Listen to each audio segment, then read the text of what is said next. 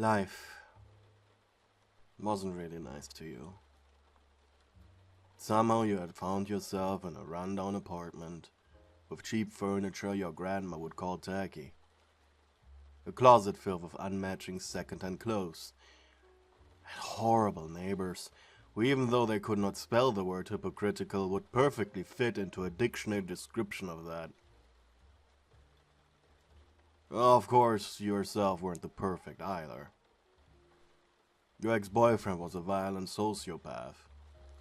You were warned by pretty much everyone to not go with him. But there was this nagging unconscious feeling deeply hidden inside you. A subconscious wish of utter self-destruction. In truth, you just wanted the right excuse to end it all. Because of this, you were diagnosed with depression, social phobia, and other things that had longer names attached to them. Your family could not afford the higher education necessary to further your ability to do anything useful in life. However, your dad had owned an antique shop that had an old piano in it, which he had given you lessons on until he eventually managed to sell it when you turned 12. It was also in this apartment you had taken a handful of pills your therapist had described. And it was also this apartment you had returned to a few months later after a long and tedious hospital stay. After returning home, you decided the first thing you needed to do was to play your piano.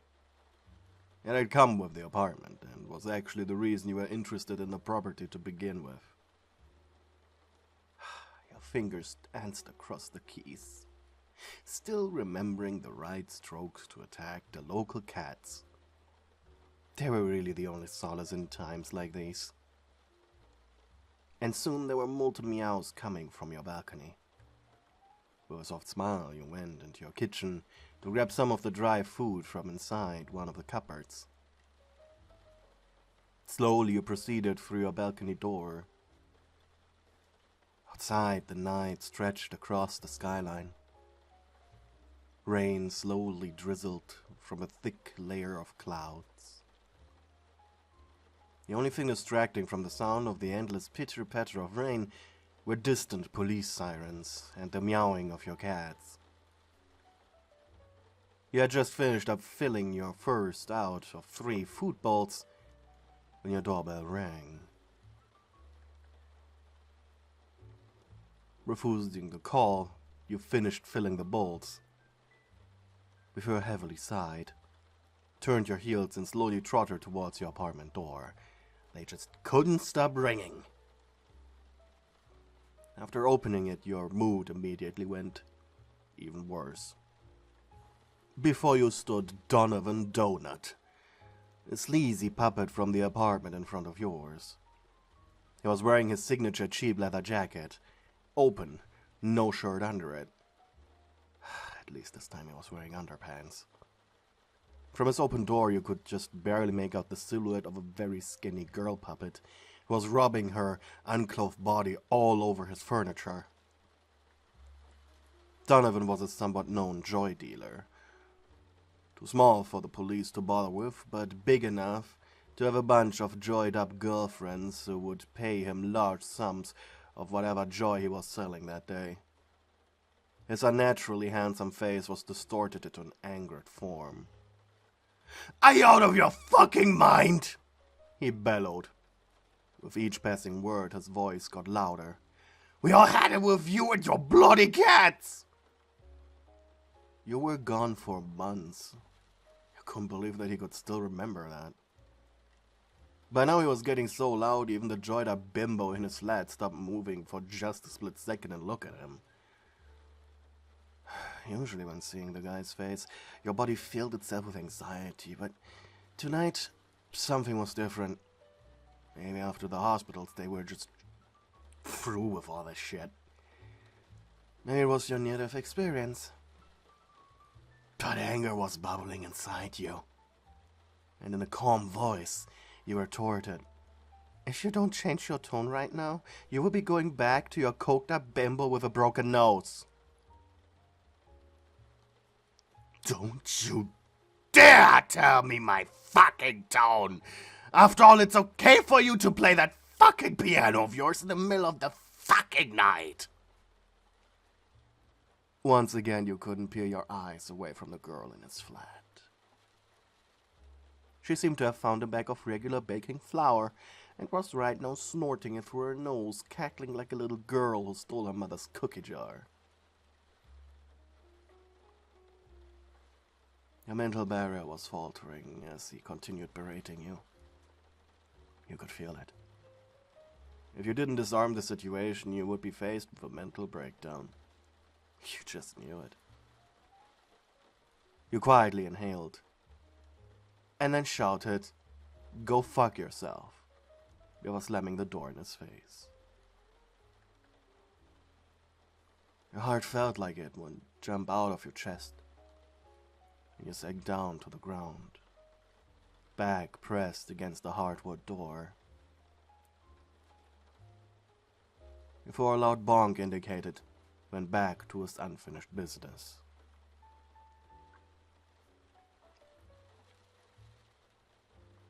With a heavy sigh, you stayed on the floor, breaking out into tears until your heartbeat returned to normal.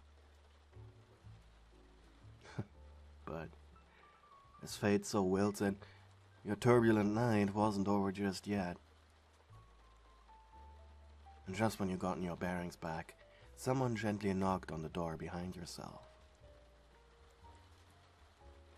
Clearly it wasn't the dealer again.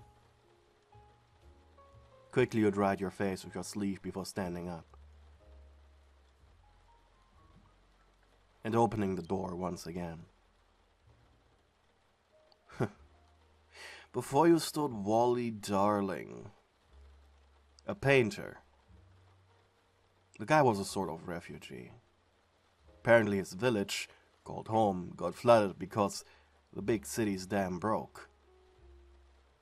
All the villagers were relocated here until further notice. And now, while he considered himself an artist and painter, he had also become the janitor of the apartment building you lived in. He also had to deal with about half of the tenants of the building, including you. He'd come by once per week to pick up any laundry, as his friend, Frank Frankly, lived above a laundromat, and he part-timed there, so he got a discount. Since almost no one in your building could afford an actual washing machine,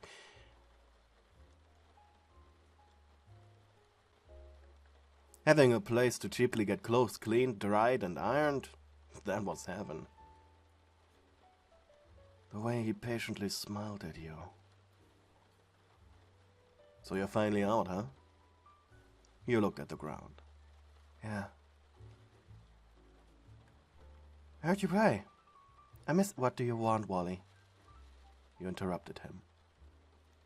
He shrugged. I thought you needed some company.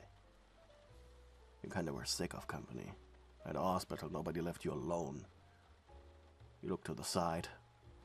Well, your therapist told you to accept opportunities.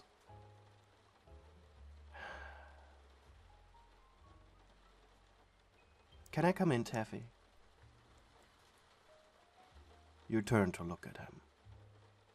Taffy Stringsberg was your name. You were a peach-colored humanoid felt puppet. Had a round yellow nose and long black hair.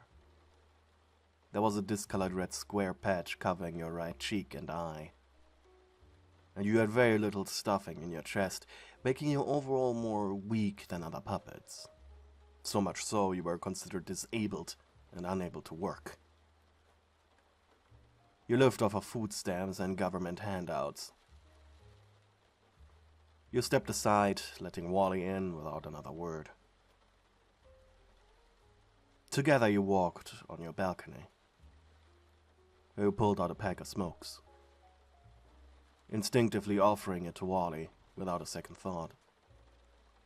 But he accepted one, and quietly the two of you leaned against the balcony railing. The drop looking mighty appealing to you in this moment.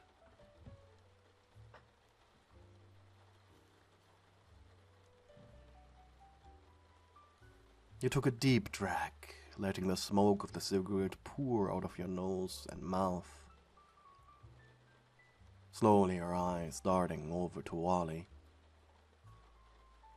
He was sitting on the railing's corner, looking up at the sky, like one of those people on the magazines to make them look like deep thinkers. So how was it? He asked moments later. You blinked. Deep inside you, you became hostile, but you managed to subdue it. This really wasn't the kind of question you wanted to be asked right now. But the look you gave him, albeit unintentional, was answer enough. Wally flicked the ashes off the balcony. I see. Your one eye twitched. He was looking down on you, was he? He must think you're stupid, selfish, useless as you were, just throwing away your life. I'm glad you survived, he said. You were the one to call the ambulance. Right. It could only be you. Wally was the only one who had access with a master key. He exhaled loudly through his nose, like he was amused by what you said. So, you're still alive?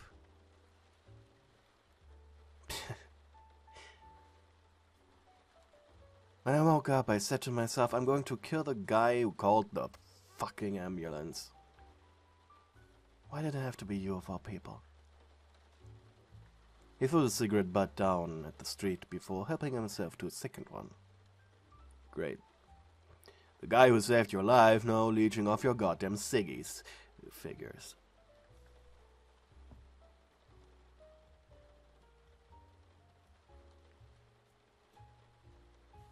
I want you to come with me,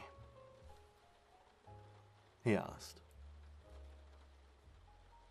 The two of you had remained quiet for so long that you shuddered in surprise.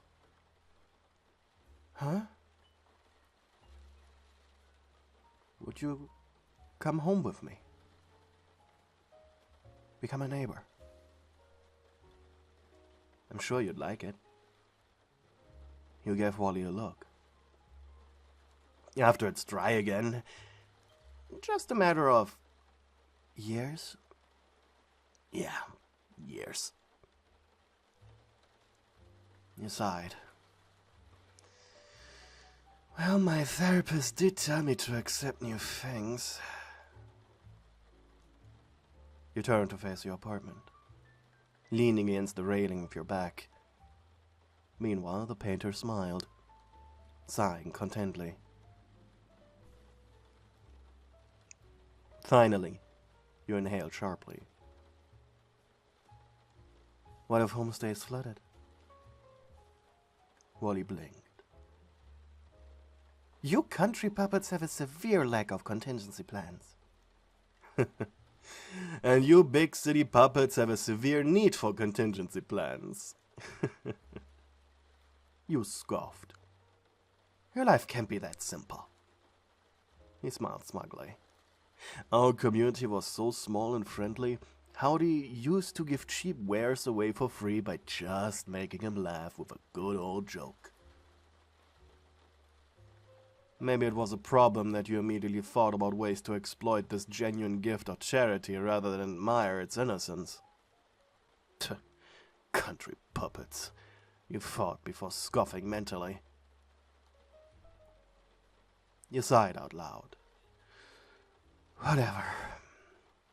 Before puffing up smoke. Why do you care? Why shouldn't I care? You rolled your eyes. Don't dodge the question, painter.